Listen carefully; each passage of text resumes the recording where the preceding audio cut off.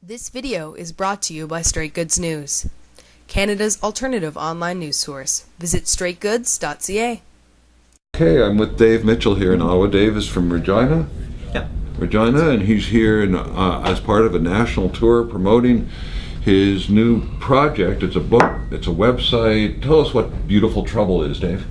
Well, it's, I guess you could call it a toolkit of creative activism, or bathroom reading for activists. You could also consider it, because it's these short modules that each tackle a different idea related to creative activism.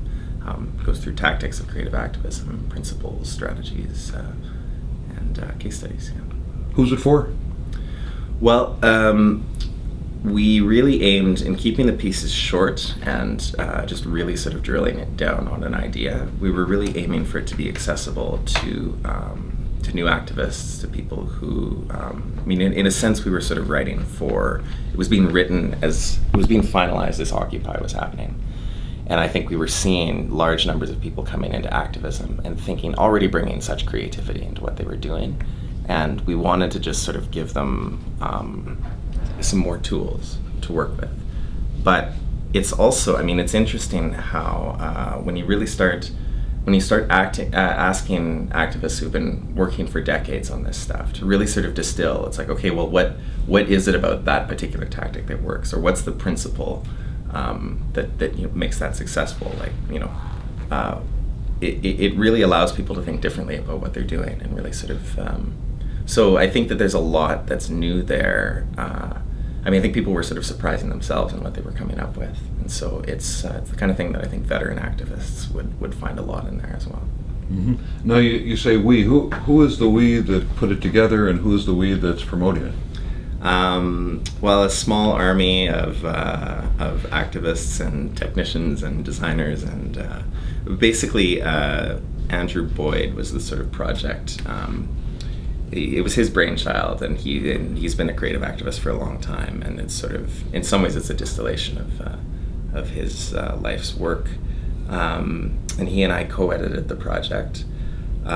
Philip Smith was doing the sort of web and technical underpinning of it all, and then a number of others were helping with photo editing and just the fundraising and logistics and the design And you've got a number of partners too that are That's helping right. you publish it and get word out. Yeah, and 10 partner organizations and over 70 activists contributed to it. Now, is it a book or a Yes. website?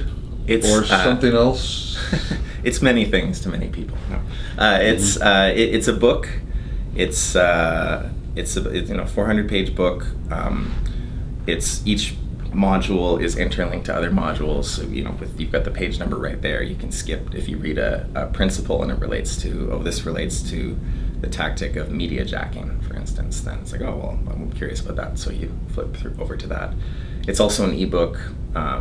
Here it's on. We've got it on the iPad here, and it's going to be a website as well. All the ideas are going to be up on the website, and the hope there is that because it's so modular, it just lends itself really well to expansion. So, and we knew from the beginning that it couldn't be comprehensive. There was always stuff that was going to be left out, and also new tactics being developed and innovated.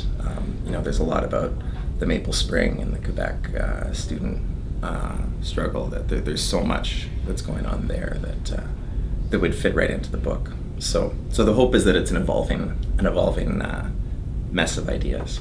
And is it a pretty broad range of tactics? Is there a bias towards street tactics or parliamentary? Is parliamentary involved?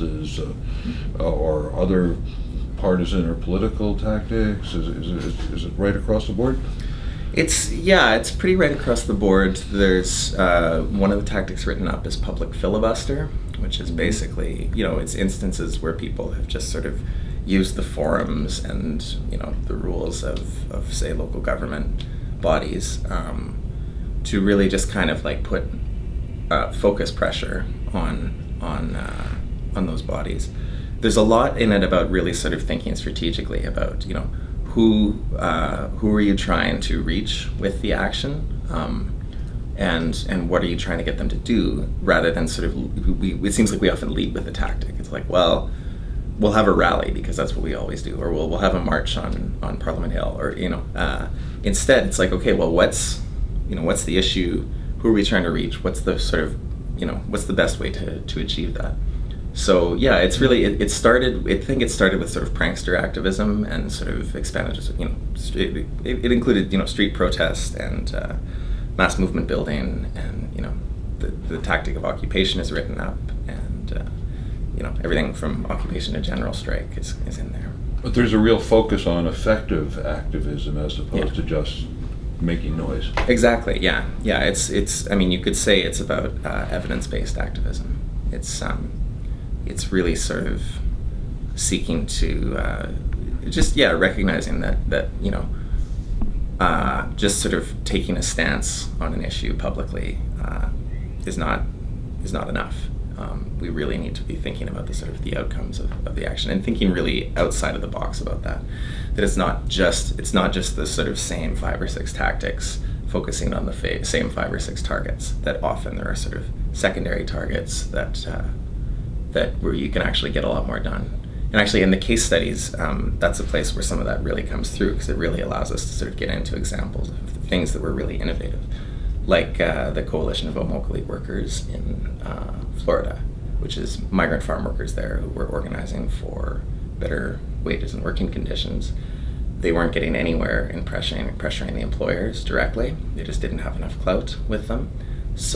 But they realized that those farmers were selling the tomatoes to Taco Bell in huge numbers. So they found a secondary target, really zeroed in on them, and won. So, and I think there's so many cases like that where there's something really smart and innovative being done that you can sort of really zero in on and learn from. Who's the publisher, and how do people get a hold of Beautiful Trouble? The publisher is OR Books. They're based in New York. They're a small progressive publisher. And so you can get it from their website, or just going through Beautiful Trouble's website, beautifultrouble.org.